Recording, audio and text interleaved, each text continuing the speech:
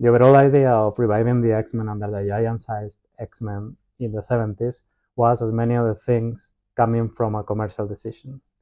The president of Cadence Industries, who was the parent company of Marvel Comics in that era, Al Landau, had a meeting with Stan Lee and Roy Thomas and suggested to do a new comic with an international team.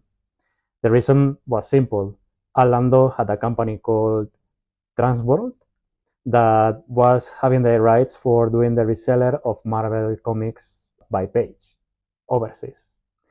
So there was like 4 or 5 countries with high sales, according to the executive, and he wanted, or he thought, that if they had a new team from Marvel integrating a character for each one of those countries where the comics were selling good, the sales will increase, right?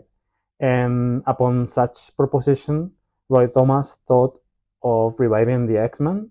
It was called the International X-Men at that time, and the idea started to evolve from 1973 until we saw the launching of the giant-sized X-Men.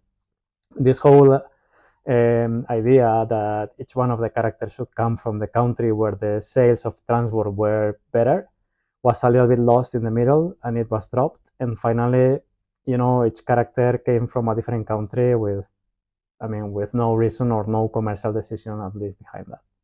At the very beginning, there were pitching ideas a little bit crazy, like, for instance, Cyclops and Jean Grey will be the only members remaining from the original X-Men and will be in a ship traversing the world across different countries and recruiting new X-Men members. And also there had other ideas, for instance, like the X-Men will be based on the Magneto Island, and they will operate somehow a little bit, underground from such island.